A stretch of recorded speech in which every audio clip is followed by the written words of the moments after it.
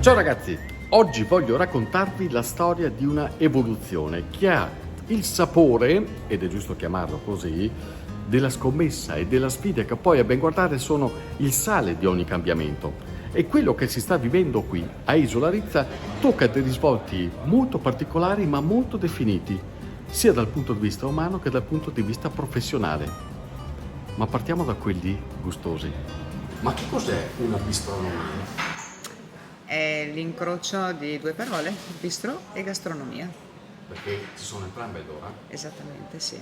E c'è stato un cambiamento radicale in questi ultimi mesi, di conseguenza c'era prima un ristorante che ha vissuto 30 anni di bellissime esperienze, dopodiché è stato tutto trasformato ed è diventato un bistrò con annessa gastronomia da sport, un banco molto fornito e un servizio bar, quindi aperitivi, colazioni e tutto quanto ne concerne.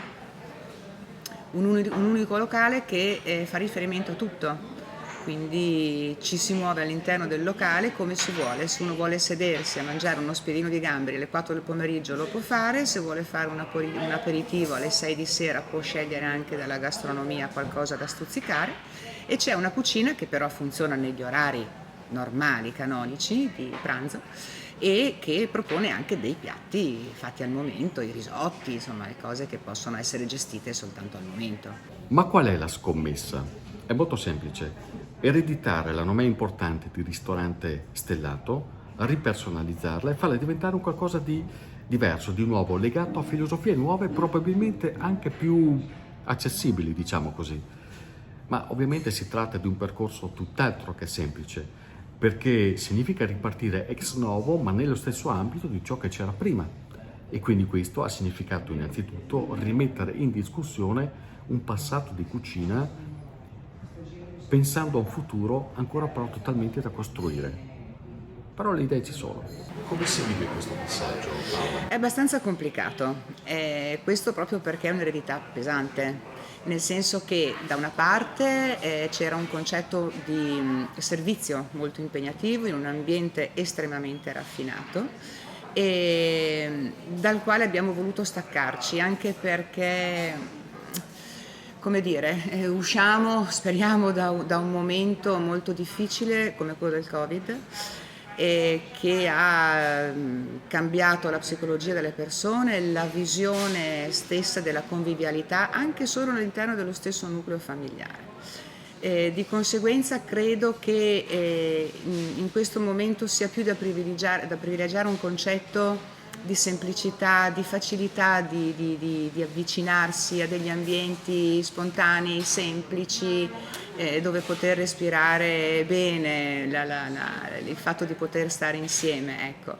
Poi certo la raffinatezza, la cura, io per prima sono un'estimatrice, quindi mi piace andare a caccia di ristoranti speciali.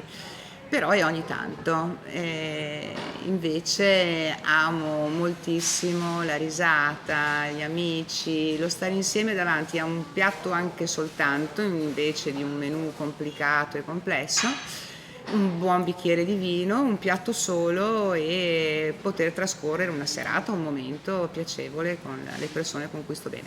E poi c'è lui, Pierluigi Perbellini, che ha creduto insieme alla sua famiglia a questo progetto. Vi confesso che, pur conoscendolo da diversi anni, non ho mai pensato a lui come uno che si mette dietro ai fornelli, l'ho sempre visto dietro al bancone di pasticceria e mi auguro anche che ci rimanga. Ma che cosa vuol dire anche per una famiglia come la sua, con 150 anni di storia, ripartire da qui? E badate che ho detto ripartire. La bistronomia è un nuovo modo di vedere l'osteria, è un modo giovane, fresco, dinamico e che ci riporta comunque indietro nel tempo, perché già i miei bisnonni avevano osteria, facevano ristorazione, una ristorazione semplice e adatta per tutti, ecco, aperta a tutti. Quindi è un ritorno alle origini, in chiave moderna ovviamente. Sì, esattamente. Sì, sì, sì, si può dire così, quest'anno cadono i 150 anni della pasticceria e quindi ci siamo voluti fare un regalo e magari è una cosa gradita anche per i nostri amici. Io ti ho sempre visto dietro il banco da pasticcere, non è che te vedo anche il fornaio adesso. No, assolutamente no, ho da fare, anzi dovrei anche scappare. E per fare la millefoglie stracchini? No, ho un agente rappresentante. Vabbè. In un bistrò o una bistronomia, qual è il concetto di cucina che hai voluto sviluppare? È il concetto della semplicità, dall'ambiente in cui ci si ritrova alle proposte fatte in banco e in carta presso il bistrò. Quindi piatti semplici, ingredienti semplici, avvicinati con maestria, ma ripeto, semplicità. In cucina abbiamo Stefano e Federico, che sono due baluardi dell'azienda, nel senso che sono con noi in cucina da tantissimi anni e che appunto hanno avuto modo nel frattempo di adottare la stessa filosofia che Perbellini ha sempre adottato negli anni, quindi la cura per le materie prime, la cura per la preparazione, la freschezza, il sapore, il profumo, tutto quello che insomma deve essere concepito all'interno di una proposta gastronomica. Ti diverti di più adesso o prima? Oh, adesso, assolutamente adesso, sì, sì, sì, beh, insomma, l'ambiente richiama anche così un modo di sentirsi a proprio agio anche da questa parte del banco, non solo per l'avventore. Allora ragazzi, io ho i gamberi alla piastra cucinati da Anna, che è un profumo che non vedo l'ora di tastarli. E tu Pier, bello il piatto tuo, guarda che roba. Sì. Che sia sarde in sabor? No, le sarde fritte in sapore, e senza lische. Ah, ok. E tu Paola? Io ho una tartare di manzo. Una tartare di manzo, Sì. con i cetrioli, Con i vero? cetrioli, il lime e le salse al tuorlo d'uovo. E allora facciamo un brindisi a questa avventura appena cominciata Grazie. e che sia prospera di grandi successi. Cin cin. Assolutamente. Cin. Cin cin. Però dopo la ghera mi le foglie stracchine, vero? E partino a pratica di magni massa.